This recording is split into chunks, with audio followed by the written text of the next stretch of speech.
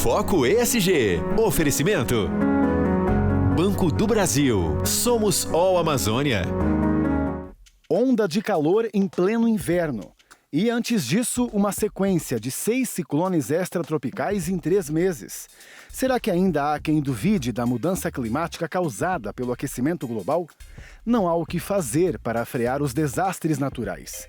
Podemos minimizar e, melhor do que isso, nos adaptar para evitar mais prejuízos e mortes. Nesse episódio, você vai entender quais as causas dos últimos fenômenos e as consequências na economia e na saúde, além do reposicionamento do Brasil na ONU. Quem nos conta são duas estudiosas do tema. A meteorologista Desirê Brandt. As mudanças climáticas estão ocorrendo, né? Isso é muito nítido, isso é muito claro, visto pelos acontecimentos, por exemplo, desse último ano, né? Começando pelo nosso verão, que a gente teve chuva sem precedentes no litoral norte de São Paulo, depois tivemos os ciclones no sul do Brasil. O ciclone é algo que existe, é comum, acontece, mas tem ocorrido com maior frequência, né? A onda de calor que a gente teve lá na Europa, né? Eu acredito que eles entrem queiram se adaptar, né? E se adaptar de que forma? Prevenindo problemas maiores, né? Sabendo que pode novamente ocorrer uma nova catástrofe em outra região do Brasil, a seca pode ser mais seca do que normalmente é, novos ciclones podem se formar, novas ondas de calor. E a mestre em epidemiologia, especialista em mudanças climáticas, Marta Camila Carneiro. Para que o mundo perceba que não é só a Amazônia, que eles são responsáveis também por tudo que acontece lá na Amazônia, mas que eles também têm outras responsabilidades em seus locais. Então, como que é produzida a energia em alguns locais? A gente está falando muito na questão da transição energética. Qual é a responsabilidade dos outros países? A fala do presidente, assim como de outros representantes governamentais, falando da importância das mudanças climáticas, vem realmente do fato de que nós estamos tendo impacto no nosso PIB devido aos efeitos das mudanças climáticas no nosso negócio, principalmente no Brasil, que é um país que depende da agropecuária. Esse é o momento do Foco ESG.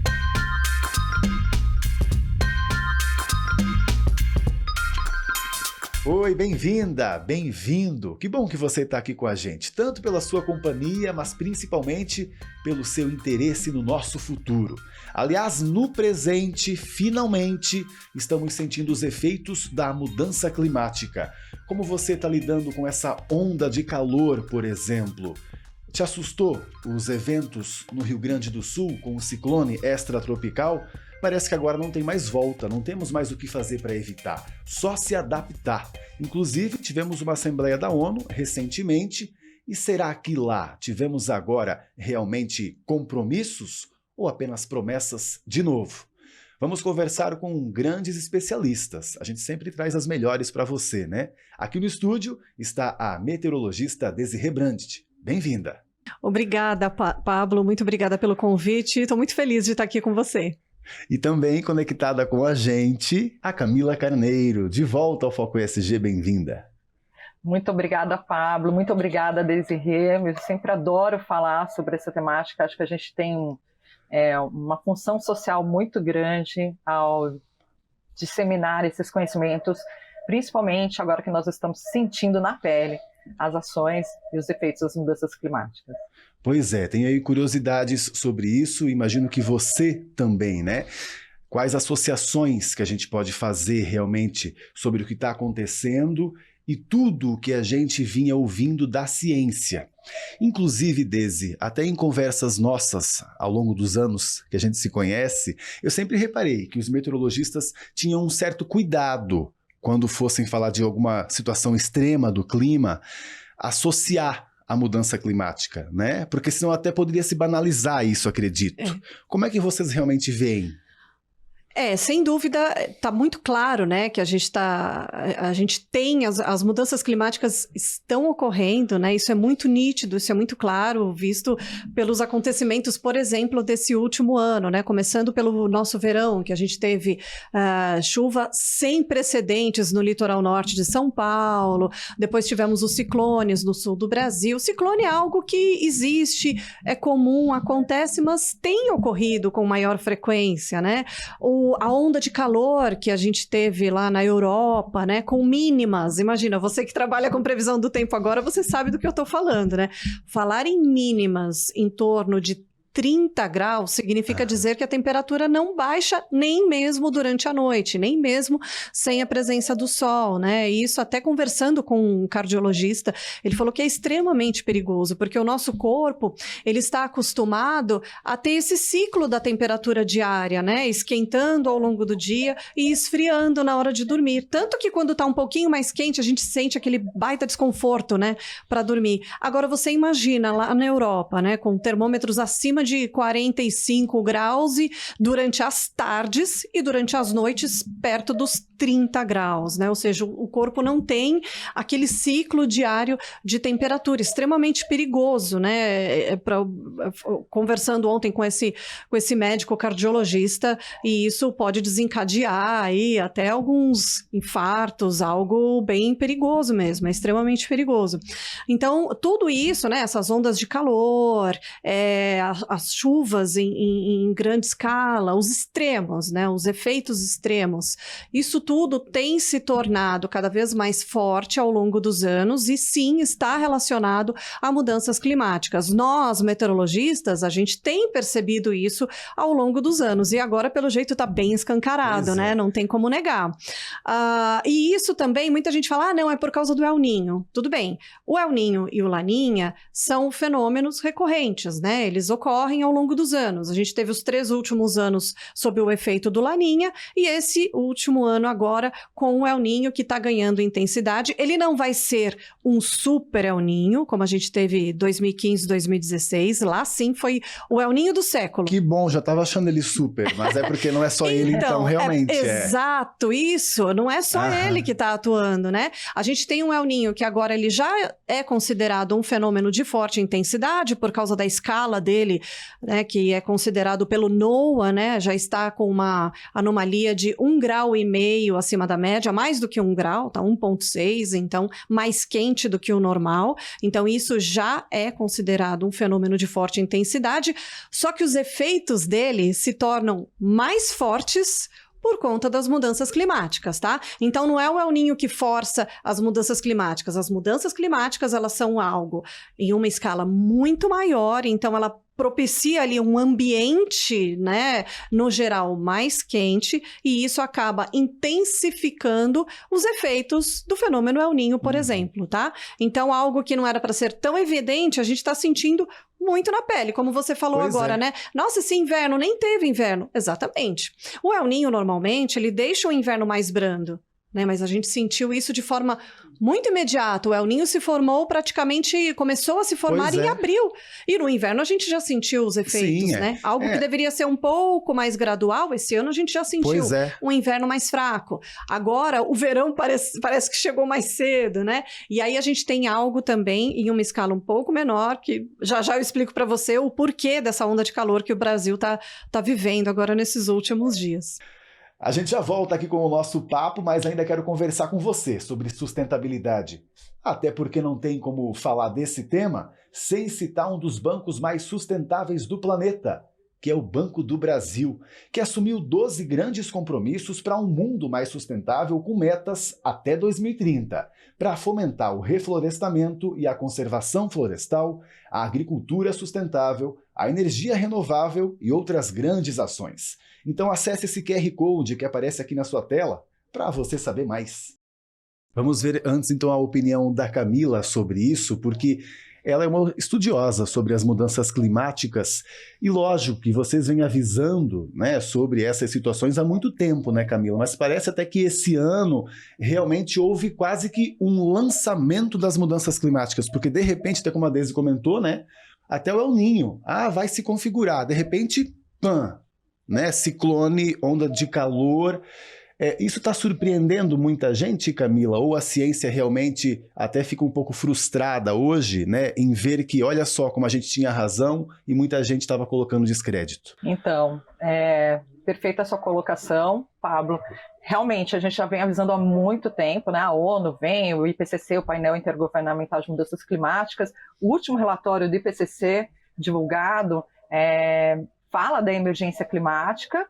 Ele traz dados, o IPCC é formado por um grupo de cientistas em torno do mundo, mais de 2.000 cientistas, então eles fazem análises de pesquisas reais, então não são dados inventados, então para o pessoal que acha que não, que isso não existe. E nesse último relatório, eles conseguiram comprovar que não há dúvidas nenhuma da relação do homem com o impacto no meio ambiente. E o aumento da temperatura global, aquele em níveis pré-industriais que a gente fala, olha, a gente pode atingir até 1,5 graus, o ideal, né, 1,5 graus até 2100 em relação aos níveis pré-industriais, a gente já atingiu 1,26, 1,2 graus. Então, soma essa questão, né? Você pensa, poxa, já aumentou tudo isso. Se você fizer a conta aqui, né? Fazer uma regrinha de 3, peraí, se eu já aumentei 1,2 do 1,5, que eu posso chegar até 2100, alguma coisa de errado está acontecendo.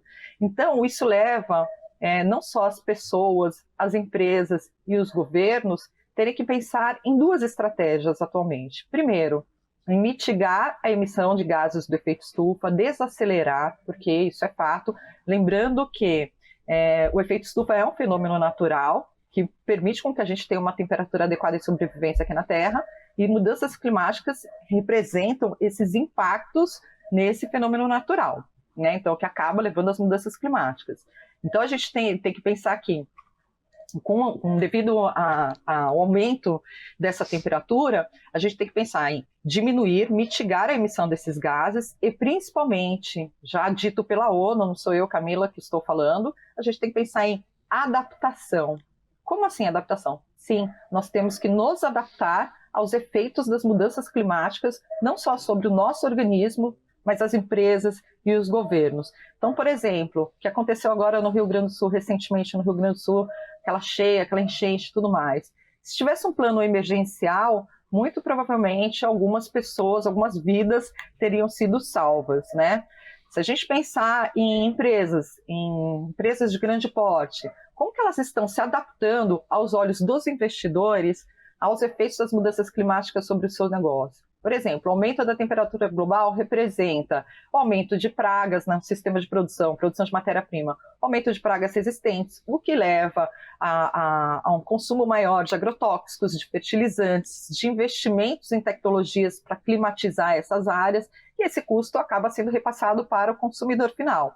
Como que as empresas e os investidores estão trabalhando essa questão? Que pode, de alguma forma, impactar no fato deles se tornarem menos competitivos. Além disso, a adaptação a novas matérias-primas e novas tecnologias, porque a gente está tendo a restrição na produção devido ao aumento da temperatura.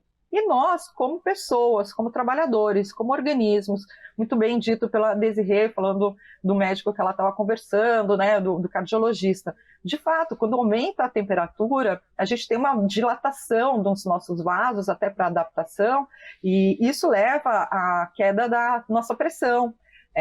Aumenta, diminui, né, a ritmicidade cardíaca. Então, o nosso organismo sente, e nós nos tornamos menos produtivos. Então, é fato, não é só a noite mal dormida é ruim, mas durante o dia a gente acaba se tornando menos produtivo. Como as empresas estão se preparando para, de alguma forma, poder acolher esses funcionários? Não só os que estão expostos ao sol, né? Então, lógico, a gente pensa lá no pessoal que trabalha a pé, correios, ou que trabalha dentro de um Uber sem ar-condicionado e tudo mais. Como que a gente mantém essa produtividade? Dentro de empresas, a gente acaba perdendo a concentração. O calor extremo leva, né, aquela sensação de moleza, acaba perdendo a concentração, levando a um retrabalho, e isso gera ineficiência, né? Então você perde horas do seu dia. Fora os trabalhadores que acabam, né, sentindo um impacto muito forte no organismo e acabam tendo que ser licença médica, paradas maiores e etc, etc. Então, isso também gera um impacto econômico. Então, como pessoas, como trabalhadores, como empresas e como governos estão se adaptando aos efeitos das mudanças climáticas. Não só mitigar a emissão de gases, agora a gente tem que pensar em adaptação. Como agir de forma preventiva. E a adaptação, inclusive, acontece para todos esses integrantes dessa história, né? Olha só, a própria Desirê, como meteorologista, também tem um desafio maior agora, com mais interferências no clima para estudar, né? Sem dúvida. E também tem quem, por exemplo, até contrata você, né? Ou hoje em dia até deveria... Olha, eu fazendo quase que um merchan para a Desirê, vai parecer, né? Mas porque tem muitas empresas que dependem do clima. Sim. Até uma empresa têxtil depende do clima para ela poder se planejar para as estações, né? Para confeccionar as roupas. Sem dúvida. Só para complementar o que a Camila comentou agora, né, a respeito das empresas e governos, né, se adaptarem, se prepararem, a gente teve um exemplo bem nítido agora no começo do ano, quando a gente teve muita chuva aqui na região sudeste, e isso trouxe a cheia dos rios. E em alguns lugares, com lavouras de café, essas lavouras ficaram submersas, porque há muitos anos o rio não avançava. Então, quem avançou? O produtor. As lavouras foram avançando, ocupando ali um espaço, né, que era do rio. De repente, o rio avançou, né, por conta de grande quantidade de chuva que a gente viu acontecer em janeiro, aquela lavoura ficou embaixo d'água, aquela grande lavoura de café, ou seja, isso vai impactar onde? No bolso do consumidor, né, no consumidor final, como a Camila comentou. Então, são pequenos acontecimentos, né, que a gente vem observando e, sem dúvida alguma, isso requer adaptação, né, se preparar para o que pode acontecer. É muito mais chuva, quando tiver que chover, é mais chuva do que normalmente aconteceria, quando tiver que ser seca, é mais seco do que deveria ser, né? Então, as mudanças climáticas, como eu comentei, né, elas potencializam todos esses efeitos, né? Inclusive os efeitos do fenômeno El Niño. E é interessante, né? Você comentou, nossa, esse ano a gente está vendo muito mais. A Camila comentou, isso já tem sido avisado há muitos anos, né? Sobre as mudanças climáticas. Por que a gente está vendo isso agora? Porque o El Niño, ele é um aquecimento, né? De certa forma, ele também representa um aquecimento de uma forma global. E aí, esse aquecimento, somado ao que já existe anualmente, né? Das mudanças climáticas, isso acaba potencializando esses efeitos. Por isso que esse ano está tudo muito mais evidente, né? Onde choveu muito, onde ventou muito, e o calor, e a onda de calor, enfim. Bom, agora voltando à sua pergunta em relação a quem se prepara, quem precisa saber, né, ou pelo menos deveria saber de como serão as próximas estações, né? Indústria têxtil, por exemplo. Se a indústria têxtil, esse ano, se planejando para a coleção de inverno, se baseou no inverno passado, investiu demais, porque o inverno passado foi um inverno forte, foi um inverno prolongado, como diz o varejo, foi um inverno bom, um inverno forte para vendas, né?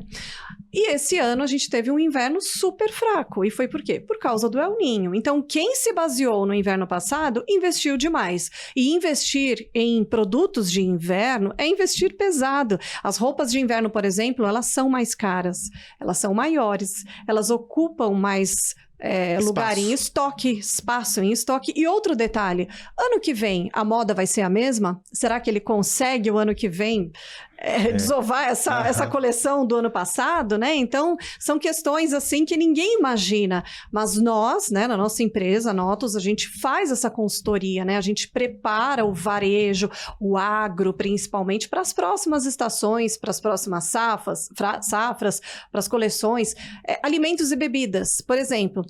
Ano passado, a gente teve um carnaval pós-pandemia, né? E aí todo mundo, nossa, agora vamos arrebentar nesse carnaval. E aí vai vender cerveja, vai vender sorvete. E o Laninha frustrou tudo isso, porque trouxe um carnaval, um verão passado, né? Bem borocochô, com muita chuva e pouco calor. Então, esses alimentos e bebidas, né? Quem investiu muito esperando um pós-pandemia estourar em vendas, né, nesse setor, acabou frustrado. E quem se basear agora nesse próximo verão, no que ocorreu no verão passado, vai deixar de vender, porque o próximo verão, a gente já está vendo, né? calor. Aham.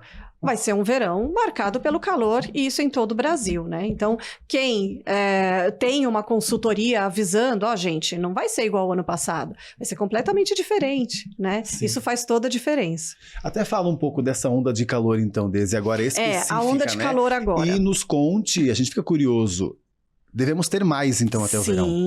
Sim. A primavera, ela tá muito propícia a isso, né? A primavera começa dia 23 agora de setembro, às 3h50 do horário de Brasília. É um horário, né, astronomicamente determinado, mas a gente já está sentindo a estação, né, como se ela já tivesse começado. Bom, essa onda de calor especificamente, tá? Ela não tem uma ligação direta com o El Niño. Ela está acontecendo por conta de um bloqueio atmosférico. O bloqueio atmosférico é muito importante até eu frisar isso, porque quando a gente assiste o jornal, a gente vê o apresentador ou a apresentadora da previsão botando a mão em cima do Brasil falando por causa desse bloqueio. E não é ali que acontece o bloqueio. O bloqueio é um padrão de ventos em altitude que ocorre lá no Pacífico, a sudoeste da América do Sul. Esse padrão, quando ele é modificado, né, ele acaba modificando o curso natural das frentes frias. E aí, dessa forma, as frentes frias, elas não avançam pela América do Sul como deveriam. Elas, nesse caso agora, esse bloqueio, ele está fazendo com que as frentes frias cheguem ao Rio Grande do Sul, mas não passem do Rio Grande do Sul, tanto que ainda está chovendo bastante no Rio Grande do Sul, enquanto que o Brasil está fervendo, né? O resto do Brasil, Rio Grande do Sul ainda tem recebido chuva nessa semana. Tá bom, muito bem. Aí a frente fria, ela não consegue passar do Rio Grande do Sul. Com isso, uma área de alta pressão, ela começa a ganhar cada vez mais força em cima do Brasil. A área de alta pressão é a massa de ar seco, ela vai ganhando cada vez mais força. E aí vira uma bola de neve, né? O bloqueio que não se rompe, não deixa a frente fria avançar. Por outro lado, a área de alta pressão ganhando cada vez mais força, ela também passa a funcionar como uma barreira para o avanço de sistemas provocadores de chuva. Ela inibe a chuva também no centro do Brasil, então por mais que faça calor, ela dificulta a formação dessas nuvens de chuva. E agora, nesses próximos dias, a direção dos ventos, né, dessa área de alta pressão, eles vão se tornar de norte para sul. O que acontece? Esses ventos de norte, eles vão acabar trazendo o ar mais quente de regiões tropicais do Brasil para regiões subtropicais. Por isso que a gente espera ainda o pico do calor. O pico do calor vai acontecer agora, nesse próximo domingo. Aí, nesse próximo domingo, a gente vai ver o bloqueio se romper. Finalmente, as frentes frias vão começar a querer avançar mais. Aí, no comecinho da próxima semana, a gente já vê uma virada no tempo em São Paulo, por exemplo, né? Ainda não com muito frio, mas já vai dar uma refrescada, tá? Então, essa onda de calor, ela está associada diretamente a esse tal desse bloqueio atmosférico, que começa lá no Pacífico e reflete aqui no comportamento da chuva no Brasil. Mas então isso também quer dizer que conforme o El Niño estiver configurado, a gente tem mais probabilidade tem maior chance. Isso ondas. Deve acontecer. Agora, ao longo da primavera, não estão descartados novos episódios de onda de calor, tá? Durante a primavera. No verão, já diminui. Por quê? No verão aumenta a chuva, e a chuva é o regulador ali de temperatura, né?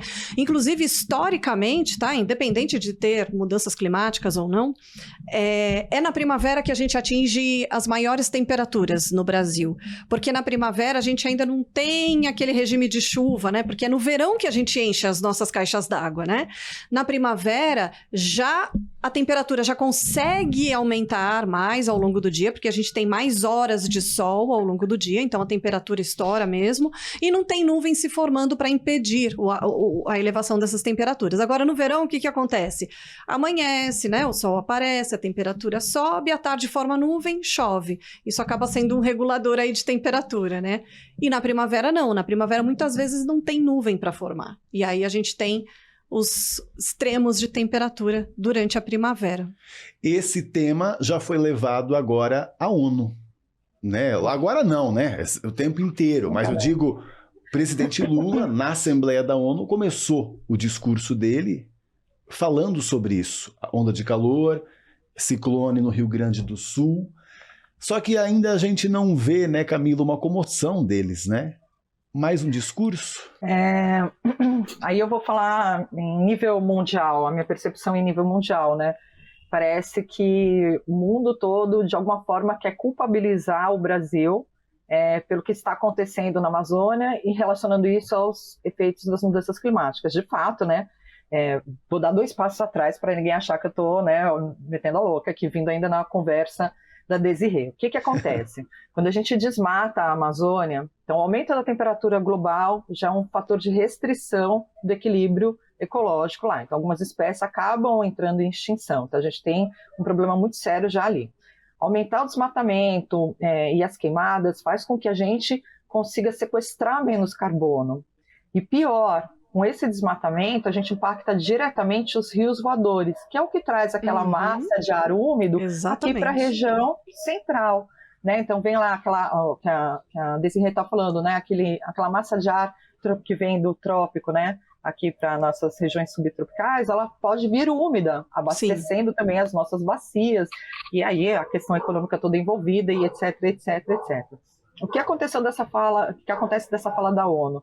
E foi muito legal o nosso atual presidente conseguir também que uma COP seja realizada aqui no Brasil, em especial na Amazônia. Tem o problema da infraestrutura, que essa região não tem como receber tantas pessoas, então a gente está pensando em como que a gente pode pensar em até navios que sirvam como hotéis, etc. Tem esse problema da infraestrutura, mas é muito legal para que o mundo perceba que não é só a Amazônia, que eles são responsáveis também por tudo que acontece lá na Amazônia, mas que eles também têm outras responsabilidades em seus locais. Então, como que é produzida a energia em alguns locais? A gente está falando muito na questão da transição energética. Qual é a responsabilidade dos outros países? Não é simplesmente taxar produtos que venham de áreas de desmatamento ilegal. Isso é legal, isso é importante, né? É um fator, mas quanto isso impacta a economia local? E qual que é a sua responsabilidade? A fala do presidente, assim como de outros representantes governamentais, falando da importância das mudanças climáticas, vem realmente do fato de que nós estamos tendo impacto no nosso PIB devido aos efeitos das mudanças climáticas no nosso negócio, principalmente no Brasil, que é um país que depende da agropecuária.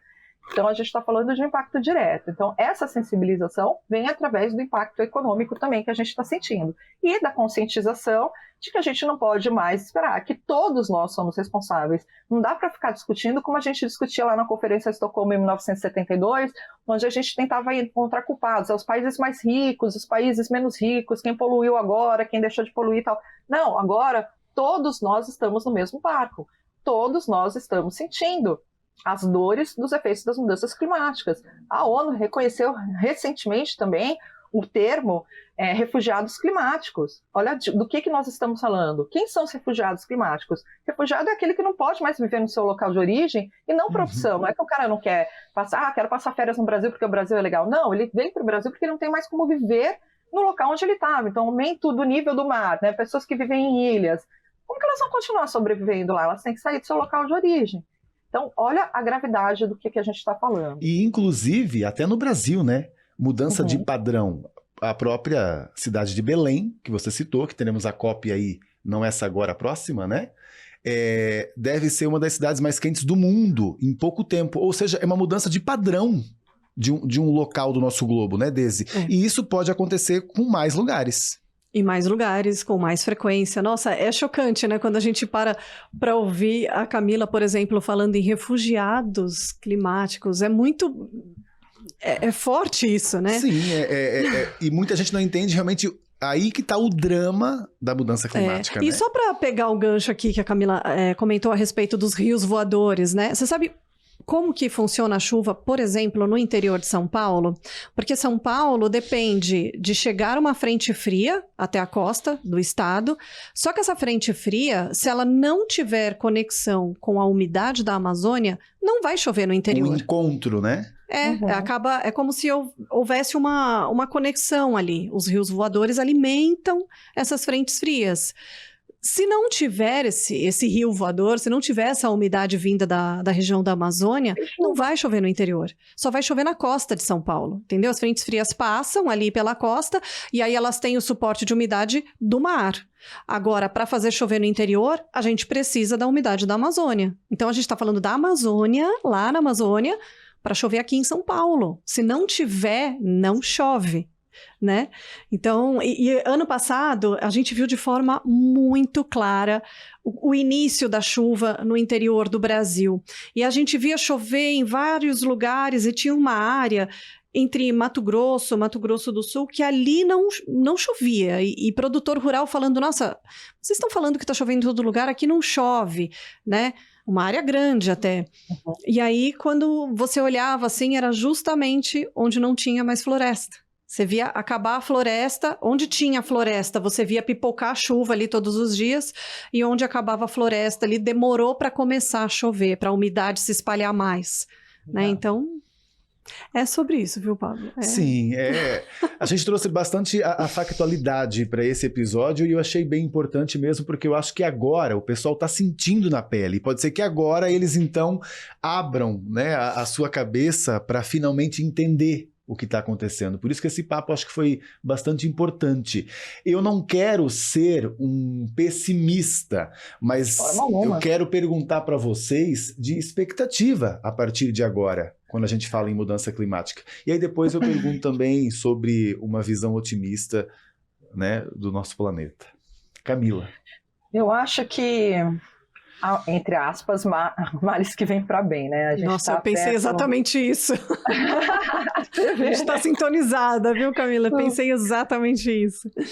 Males que vem para bem. Eu acho que o fato da gente estar sentindo, nós como pessoas, cidadãos, e as empresas estarem sentindo, e os governos estarem sentindo na própria pele, o que representam economicamente, estruturalmente e com vidas, esses efeitos das mudanças climáticas, neste momento é muito interessante porque a gente está prestes à chegada de uma nova conferência das partes, né? Então uma próxima COP chegando, e que há uma grande expectativa que finalmente a gente chegue a um acordo para que a gente possa ter um mercado regulamentado de carbono. O que isso significa? A gente teve lá, vindo assim, né, historicamente, mas não contando muita história, desde lá do protocolo de Kyoto, discutindo metas, contribuições, de como que a gente pode, de alguma forma, deixar de emitir ou diminuir a emissão de gases de efeito estufa. E a gente teve a reformulação do protocolo de Kyoto, que se tornou o Acordo de Paris em 2015. E desde 2015, nós estamos discutindo a regulamentação do mercado de carbono, o artigo 6º do Acordo de Paris. Nós vivemos atualmente um mercado voluntário, o que já é um passo bom, mas a gente precisa de um mercado mais justo. Eu acho que esses eventos extremos, catastróficos que nós estamos passando graças a esses efeitos das mudanças climáticas nesse momento, pode ser um elemento para impulsionar finalmente a regularização do mercado de carbono como um elemento de sobrevivência. A gente está falando agora de sobrevivência. É verdade. Né? Não só o mercado de carbono, que aí muita gente pode pensar, para as empresas então terem mais uma fonte de renda. Não é sobre isso. Não é sobre... Você sabe que até brinco na empresa, numa outra empresa que eu trabalho, falo para um grande amigo meu, eu falo assim, eu estou vendo o dia que alguma empresa vai me ligar e falar, olha, tem uma samambaia aqui no corredor, quanto que vale de crédito de carbono? Não é oportunismo, né? Amor, não é oportunismo, não é disso que a gente está falando, não é a oportunidade de ganhar dinheiro, é simplesmente até de sobreviver, né? Então, existe muita história por trás dessa regulamentação de mercado. E dessa sua própria empresa, até da infraestrutura dela de sobreviver. Desi, tua opinião. Indo na linha do que a Camila comentou, a males, infelizmente, né, há males, mas que vem para bem, e voltando até o início da conversa, né, agora governos e empresas, eu acredito que eles entrem queiram se adaptar, né, e se adaptar de que forma? Prevenindo problemas maiores, né, sabendo que pode novamente ocorrer uma nova catástrofe em outra região do Brasil, a seca pode ser mais seca do que normalmente novos ciclones podem se formar, novas ondas de calor, né? Então, proteger as pessoas nos lugares onde elas habitam, a saúde das pessoas, até mesmo a saúde mental das pessoas, né? Porque é muita coisa acontecendo ao mesmo tempo, né? E a gente não pode negligenciar isso também, né? né? Então, eu acredito que com todos esses acontecimentos que a gente viu de forma muito clara, esse ano principalmente, né? Eu acredito que agora governos e empresas devam querer se adaptar, né? Como a Camila comentou no começo da nossa conversa. Até por conta desse apelo popular, que agora a gente até percebe, viu? As pessoas estão realmente agora... A gente tem métricas, né? Muito mais interessadas nesse tema. A onda de calor despertou isso. As pessoas estão preocupadas. Que a gente aproveite isso para poder, então, nos adaptar, mitigar, né, e pensar no futuro. Nosso tempo acabou. Estou muito feliz de ter passado esse tempo com vocês, pelo respeito e admiração que tenho por elas, já de longa data. Camila, muito bem-vinda sempre. É só chamar que eu venho. Eu acho que nós temos uma grande importância social de disseminar esses conhecimentos, de trazer esses alertas, e para que todos possam se sentir integrados num único planeta, porque não tem um plano B, né? Então estamos todos no mesmo barco, ou seja, no mesmo planeta. E conte comigo sempre. Só vai dar certo quando o propósito for de todos, né, Camila? Exato. Desi, muito obrigado por ter vindo. Eu quem agradeço, foi um prazer, uma alegria sempre falar com você, viu? Fiquei muito feliz de ter sido convidada. Estou à disposição. Eu sei, por isso que também fico muito feliz, né, de ter vocês como fontes, é um orgulho. Obrigado também pela sua companhia, pela sua confiança no nosso conteúdo. A gente está aqui simplesmente para ajudar com a comunicação social, que é o jornalismo. Estamos tentando desempenhar o nosso papel e com propósito. Esperamos que você venha com a gente. Para não perder nenhum conteúdo do Foco ESG, lá no YouTube, clique no sininho. Aí você sempre vai ser avisado. E nas redes sociais, também procure pelo SBT News. A gente se vê aqui no SBT. Tchau, tchau.